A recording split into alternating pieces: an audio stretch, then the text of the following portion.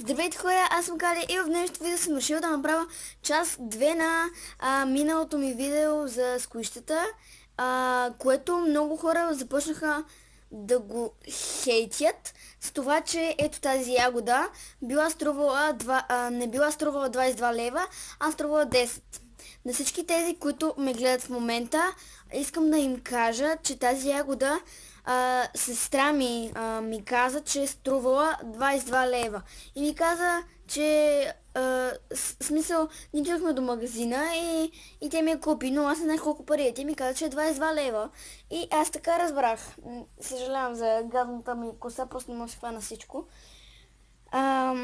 И тя така ми каза и предполагам, че е така наистина, защото аз веднага, щом тя купи и ми каза цената, не ми се вярва да е сгрешила. Просто във вашите магазини е била на 10 лева и да, не искам да говоря. Ако мислите, че това видео ще ви хареса, не забравяйте да му дадете едно палче нагоре, като се абонирате за канала ми и натиснете камбанката, за да се досещате. Всъщност тя да ви подсеща кога има нов клип, кога съм качила, разбира се. И не забравяйте да оставите един позитивен коментар по-долу в коментарите, да погледнете описанието, за да видите какво пише там и моите социални мрежи, както и тези на Иво и на Жужи. И не забравяйте да споделите този клип с вашите близки и роднини. Мисля, че това е предостатъчно и искам да... Предполагам, че това видео няма да е от най-дългите, но няма и да е от най-късите, защото ще ви говоря за тези сквишта. Така, първото сквиш, което искам да ви покажа, е ето това котенце, което е в чашка. И да, както видяхте, ето тук е скъсано и то много. Но не знам как се крепи, защото и отзад е скъсано, а главата му не пада. Ето, буквално виждате. И отстрани е скъсано, но не ще да падне. Явно го крепи това отвътре, което още не се е скъсало. Ушенцето му е скъсано. Това от чашката му е скъсано. Дръжката. Ето тук пак на дръжката е скъсано. На много места е скъсана, но аз много се харесвам. Мирише на диня. Не на диня. На нещо от сорта на диня и ягода заедно в едно. И да, общо дето, ако ще ме питате откъде съм си ги купила, всичките сквишите, които съм си купила, са от книжерницата ми, тъй че няма да си купувам повече от там, понеже книжерницата затвори по някакъв повод. Даже не знам и защо е затворила. Просто господинът, който беше там и нали, държеше, така да го нарека, държеше самата книжарница, вече го няма. Иначе той беше много мил човек, но не знам къде е. В смисъл, дали просто се е пенсионирал или такива подобни, но нека да не мислим за такива неща. Защото вас не ви засяга, предполагам. И продължаваме следващото сквиши, което е ето това, което прави. Не съм много добра, нали? Да, точно така. Не изглежда точно така, но да. Мисля да си го сложа на ключовете. Между другото, станахме 107 000.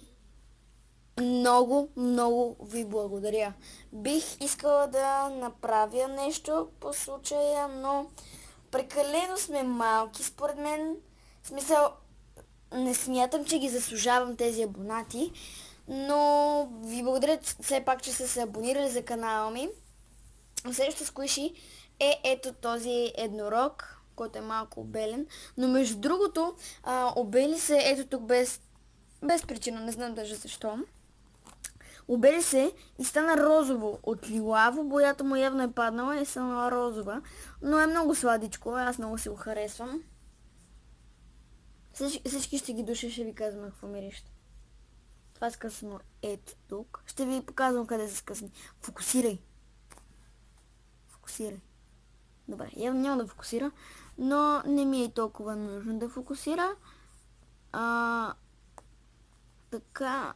И ето тук под главичката леко е скъсано, но не искам да го докъсвам, тъй че няма да го местя. И малко на рога, ама само малко. Мирише малко на мляко с бисквити. Продължаваме към следващото, което съм ви го показвала, но предполагам, че не си го спомняте. Вие не забравяйте да гледате и миналото ми видео. Това е първото ми сквиш. Ето това. И между другото, когато си взех първото сквиши, си мислех, че сквишите са само за мачкане. Но те миришат. Аз това не го знаех. То миришеше преди. Сега не мирише на нищо, защото му се е махнала цялата миризна. Аз буквално всеки път си купувах сквишта. Абсолютно всеки път. В момента не мирише, защото е минало много време. И по принцип мирише пак на бисквити с мляко. Но да, мляко с бисквити там, както му е името. Следващото сквиши е ето тази медузка. Тя е много сладичка. Аз много си я харесвам. Ако искате да направя и трета част, т.е. трета част, ще направим една поредица с сквишта, само дето няма да ви показвам само сквишта, а и ще правим, ще изработваме сквишта, най-различни сквишта, от хартиени сквишта, нормални сквишта и така нататък. Предполагам, че ще си купувам тук там някои сквиши и ще направя специални видеа за тях, но няма да е скоро, защото мисля да правя и други видеа, за които има наистина много време. Понеже си спомням, че ви бях казал, че нямам идеи за видеа, но в момента съм насъбрала много идеи. И първата е от тях е за Свети Валентин. Втората е за моя рожден ден, който е на 25 февруари. Не знам дали някой изобщо не го знае. Но вече и да не го знаете, вече го знаете. За рождения ми ден и за зеленото училище. Ще хода на него, въпреки че вас не ви интересува много. И ще снимам. Няма да ви казвам къде ще се намира. То ще е април месец и тогава, когато наближи, ще ви кажа. Това сквиши мисля, че не е скъсано. Не е скъсано. Ето тук малко изобщо ако виждате нещо. И ето тук. Да, това вече го виждате, въпреки че е малко по-размазано. Добре, защо фокусираш мен? Ето това. Не ме гледай мен. И пак не ще. Както и е. Продължавам с следващото сквиши, което е ето това фламинго. Аз преди време бях любителка на фламингото. Това помирисах ли го? Това мирише на... не на боровинка. На малина мирише. Това мирише на диня. Преди известно време в моето видео за моите неща за училище бях ви показала тетрадки с фламинго. Имам и такова сквиши. Ето тук е скъсано зад главата, зад врата. Малко пред човката е скъсано, ако виждате. Ето тук. Да, предполагам, че го виждате. И ето тук е нещо, някой го е надупчил. Не знам кой. Понеже много от приятелите ми искаха да... от съучениците ми по-скоро, искаха да се играят с тях. И да. Следващото сквиши е ето това. Пак е емотиконка. Къде ми е другото? Ето, имам две. Само дето това не ме питайте. Сестра ми просто като го е купила и си го е сложил в чантата, понеже тя рисува и човек на изкуството. И явно там като си носи графити и такива подобни, просто се цапа. И е в момента на точки, но това мен не ме интересува, честно казано. Мирише на ягода с мляко с бисквитки. Нещо там усетих. Следващото сквиши са тези банани. И точно тогава човекът ми каза, харесал съм ти едни бананчета, нали, сквиши. Банани, ще донеса само една бройка за теб. И той наистина се държеше много мило към мен. Ето. Вижте колко е меко. Много е бързо, което ме дразни, но е супер мекичко. Като всеко едно сквиши да е, ама да. Ето тук в края на бананчетата малко е скъсано. Ето тук в другия край. И ето тук. Да. На друго място не мисля, че е скъсано. И ето тук. Това е горната част на банан. Да. Аз какво ви показвам все едно, вие сте длъжни да видите. Следващото сквиши, което не ме питайте защо е така, ето това сквиши, което сега ще ви обясна. Сега сигурно ще си казвате и ужасно е, грозно е, много е гадно, не ми харесва и всеки такива подобни. Ако искате предпоследнете тази част, но тези, които ми се чувстват, не се чувстват, които смятат, че искат да видят това нещо, да станат и да видят така. Това мисля цялото да го обеля, понеже още като го купих оттам, започна да се бели. Ето, на краищата се бели.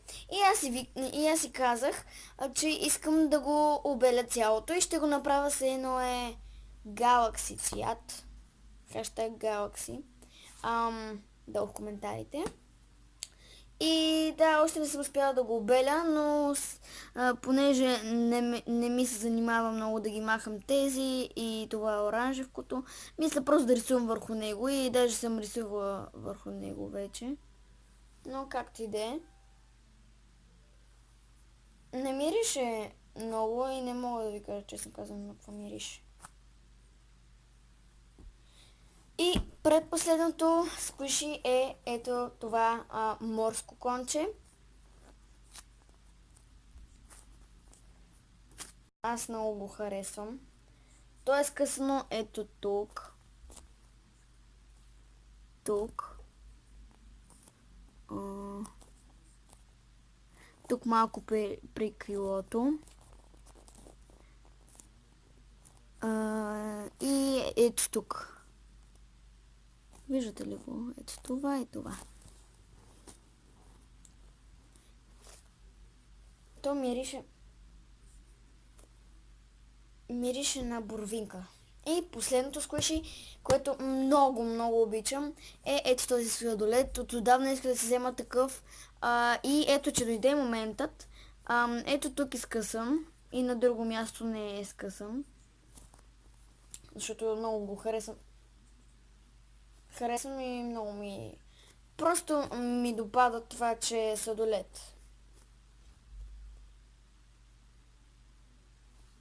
Мирише на нещо от сорта на малина и ягода и ябълка също.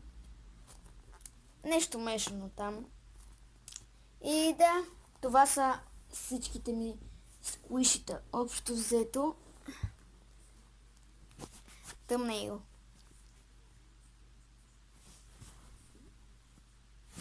Да, готова съм. И общо взето това са. Сега ще ви ги покажа. Чакайте само да ги събера. Нещо падна ли? Не, окей. Не са много, но не са и малко. Всичко е страхотно. Ако не сте разбрали, казвам ви чао. До другия път.